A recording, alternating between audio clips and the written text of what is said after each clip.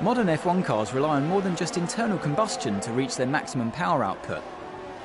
The V6 turbocharged hybrid engines generate an extra 160 brake horsepower via the ERS, Energy Recovery System. The power for this electric motor is recovered from energy that otherwise would have been wasted. The MGUK recovers energy from braking, and the MGUH from the turbo. The ERS system has a number of modes that can be changed on the fly for either more harvest or deployment, depending on if you need to charge the battery or gain more performance. Each lap you can only harvest and deploy a limited amount of energy. This remaining value is visible on the MFD. This system will also degrade with use. As your energy store wears, the battery capacity will decrease. Additionally, as the MGUK wears, the rate you can harvest energy is slowed.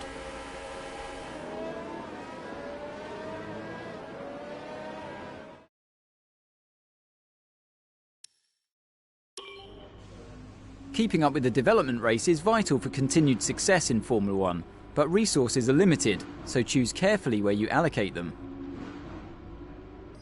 Throughout your career, you will earn resource points, and there are 4 departments of development in which you can spend them: chassis, aerodynamics, powertrain, and durability.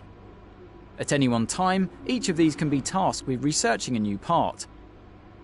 Higher levels of upgrade will cost more and take longer to complete, but the performance gains will be significant. Through contract negotiation, you can improve the speed and develop more upgrades at the same time. Department morale is also an important factor, so be careful what you say to the press. You'll need to find the right balance to suit your needs and maximise performance throughout the season.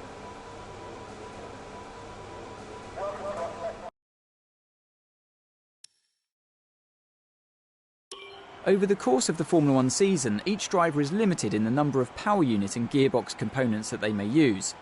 Exceeding these limitations will result in grid penalties.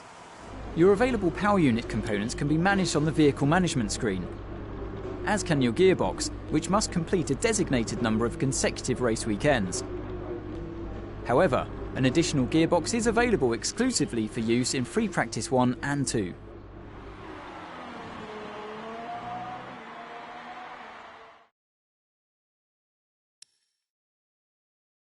The multifunction display is a vital tool to give drivers control over their cars and make important information visible during a race.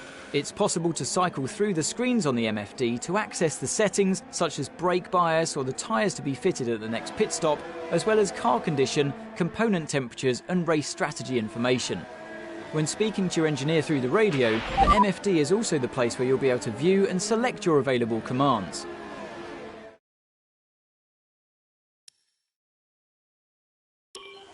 Tyre selection is a critical issue in Formula 1, and the current tyre regulations give individual drivers more freedom than ever. Pirelli allow 13 sets of dry tyres and 7 sets of wet tyres for a full race weekend, so you need to be careful to make your allocation last the distance. From the dry sets, 3 are pre-selected by Pirelli and marked as mandatory for Q3 and the race, but drivers can adjust their allocation for the other 10 sets from the 3 available compounds. Just remember, during the Grand Prix, every driver must use one of Pirelli's mandatory tyres plus 1 set from a different compound.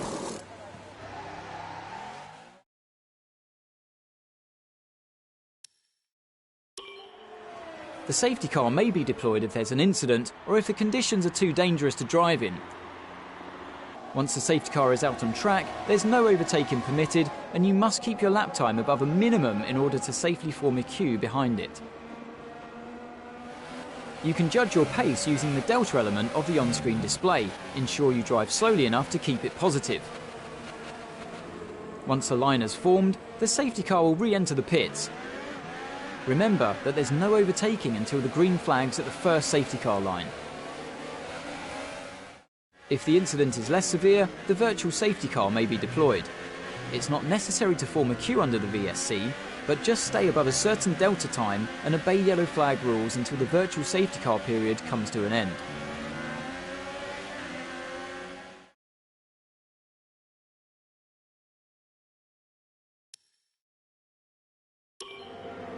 The formation lap is an opportunity to practice your race start and put some energy through your tyres and brakes to get them up to the optimal temperature for the beginning of the race. When the light goes green, pull away from the grid and stay in position, making sure to keep your car in good condition as you drive a lap at a steady but consistent pace in order to prepare for the start of the Grand Prix.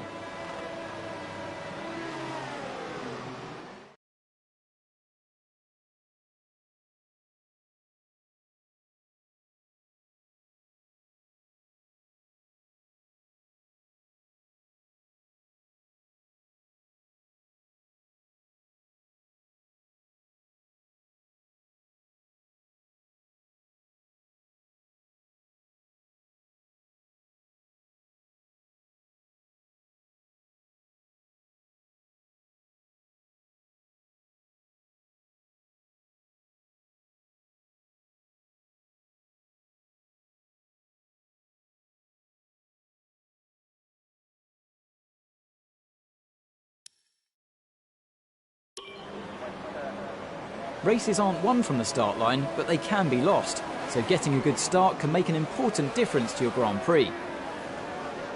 As the lights come on, engage the clutch by holding the gear up button. Then, feed in the throttle to build up the revs. When the lights go out, release the clutch and it's away we go. But be careful not to release the clutch too early, or you may end up jumping the start. If your RPM is too low when you drop the clutch, your car may go into anti-stall. Don't panic if this happens, keep a cool head, clutch in, build up the RPM and then release the clutch, just like the start procedure, to get underway again.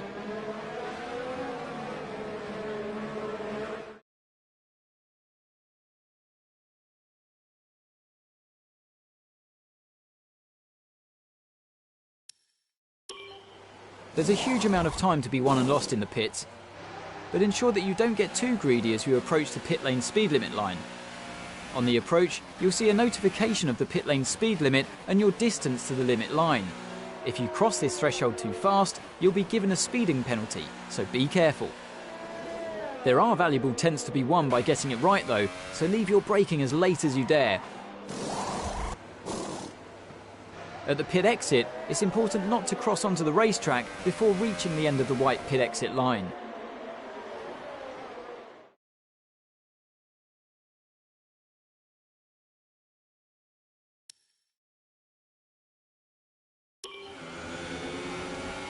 The drag reduction system, or DRS, opens a flap on the rear wing to reduce drag and improve the straight line speed of the car.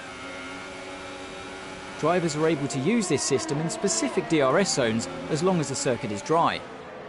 There are no additional restrictions to DRS use in practice and qualifying. However, in a race, the system can only be used when the driver is 1 second or less behind another. Watch the bar at the bottom of your multifunction display as you approach the DRS zone to see your distance to the activation point, and activate it by pressing the DRS button when the prompt appears.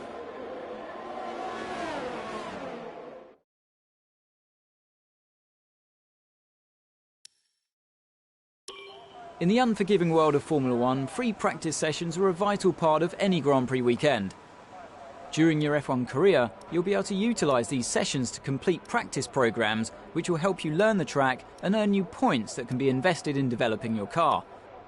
You'll also be able to adjust your car setup over the course of these sessions to try and find those extra fractions of a second.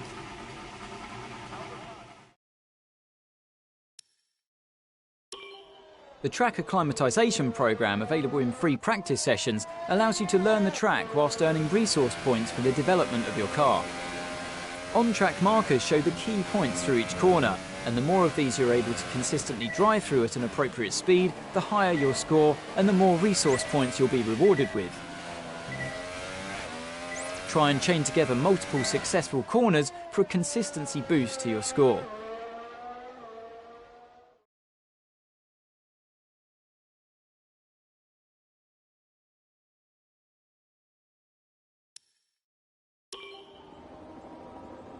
Consistency over a long distance is vital in Formula 1, so being able to manage tyres and reduce tyre wear is a useful skill. The tyre management programme available in free practice sessions will help you learn tyre management while earning resource points for development of your car. Be careful on the controls to reduce the amount of tyre slip and therefore wear. The better you can do this, the higher you will score and the more resource points you'll receive. You'll need to balance tyre management with speed, as you must stay under the target lap time. When the on-screen bar moves towards the red end, that means that you're wearing your tyres more than expected at this part of the lap. When it moves towards the purple, you're wearing them less. Stay in the green or purple for a successful test.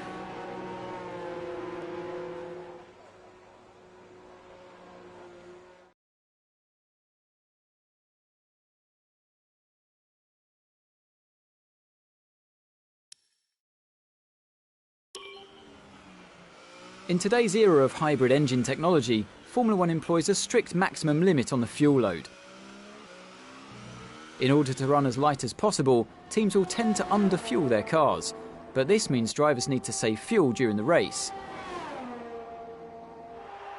Fuel saving can be achieved through certain engine settings or by using a technique called lift and coast. This technique involves lifting off the throttle a few metres before the normal braking zone and allowing the drag from the air to begin the process of slowing the car. This reduces the amount of fuel used while keeping the speed relatively high. The best place to employ lift and coast is at the end of a long straight into a heavy braking zone.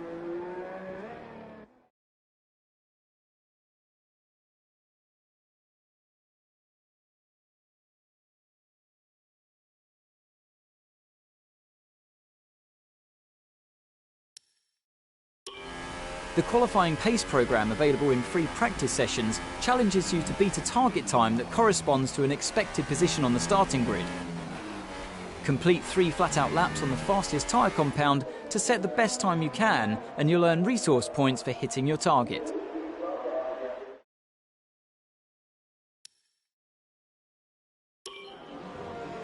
The race strategy programme is all about developing a personal race strategy. This test will help the team to understand how much fuel is required and also the best tyre policy to employ for the race.